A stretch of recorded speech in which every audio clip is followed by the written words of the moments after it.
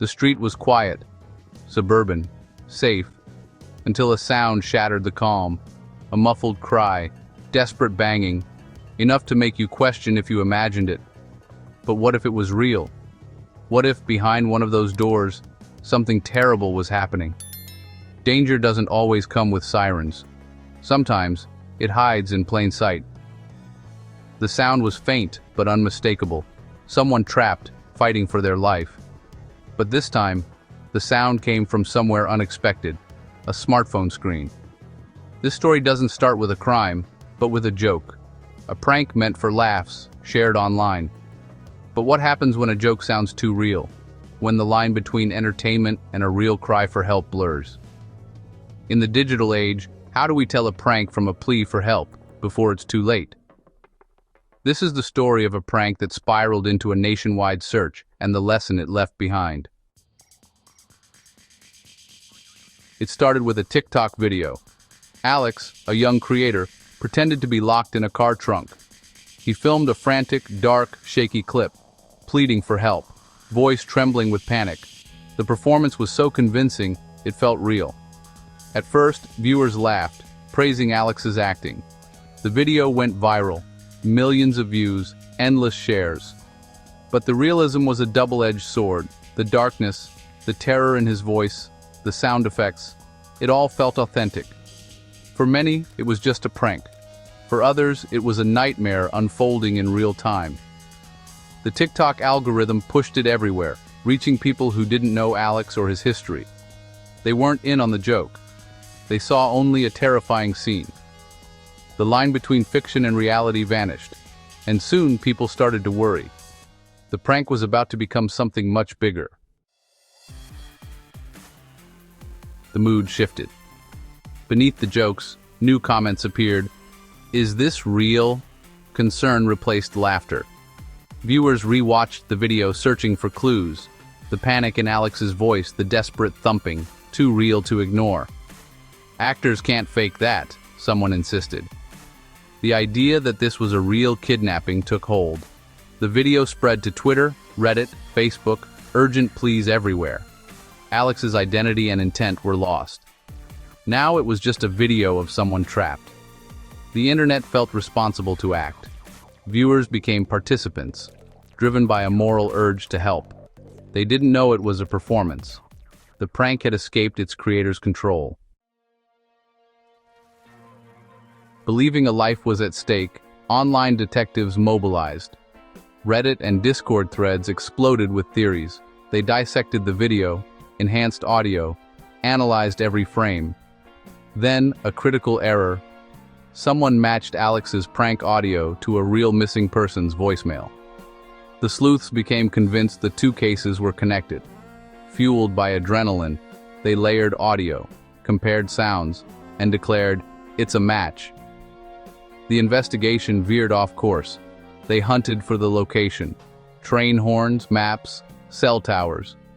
Piece by piece, they built a theory, zeroing in on a specific house. Certainty grew, but it was built on guesses and flawed assumptions. The digital detectives were sure they'd found the scene of the crime, but they were wrong, and their mistake was about to have real consequences. The online mob had chosen a target, a family home in Ohio. Their address was shared, accusations of kidnapping and murder spread. The innocent family was bombarded with threats and hate. Cars drove by. Strangers stared. Fear took over. Law enforcement got involved after dozens of calls. Police arrived, lights flashing to search the home. Imagine the terror. Innocent people accused by thousands. Officers found nothing. The family was cleared. The raid was a sobering moment. The internet had gotten it horribly wrong. The real victim was still missing, while precious time and resources were wasted. The digital detectives had terrorized innocents and chased a ghost. The real perpetrator was still out there. The cost of a viral mistake was painfully clear. While the internet chased shadows, real detectives worked the case. They focused on facts, not viral theories. The breakthrough was simple. The timeline. Alex's prank video was posted a day before the real victim went missing. Chronologically impossible. The cases weren't connected. The internet's theory collapsed. The matching sounds, the location, just coincidence.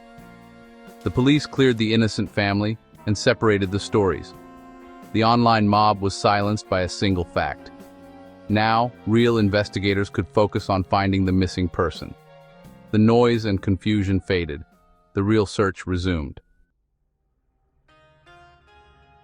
With the distraction gone, police followed real leads.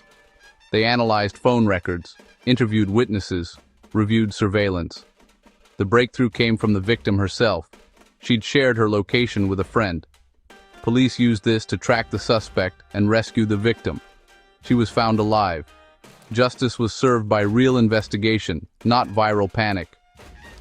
Alex, horrified by the chaos, posted a follow-up video begging people to stop harassing the family. He learned the hard way. Online actions have real consequences.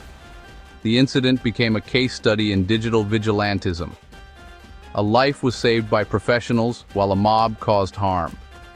The desire to help is good, but investigations belong to the trained. A hunch is not evidence. A crowd is not a jury. The lesson: think before you act online. The cost of getting it wrong is too high. This story is a warning for content creators. A prank can reach millions in seconds and be misunderstood by strangers. Creators can't control how their videos are interpreted once they go viral. The lesson: think before you post, especially with pranks that mimic real emergencies. The risk of panic and harm is too great. Alex did the right thing by clarifying, but the damage was done. In the future, clear disclaimers are essential. The power to go viral comes with responsibility. Every creator is a publisher, with an ethical duty to the public. A video is never just a video. It can change lives, for better or worse. The TikTok prank is a parable for our connected world. It shows the danger of acting on incomplete information. For viewers, be critical thinkers. Pause, question, verify. If you see a possible emergency, report it to authorities, not the internet. Law enforcement has the tools to investigate. Mobs do not. Good intentions aren't enough. Pair them with caution and respect for process. The internet can ruin lives with a single click. Use that power with care. Let's be responsible witnesses, not vigilantes. Support professionals, encourage responsibility among creators. The digital world is new. We're all learning. Let's strive to be better neighbors, online and off.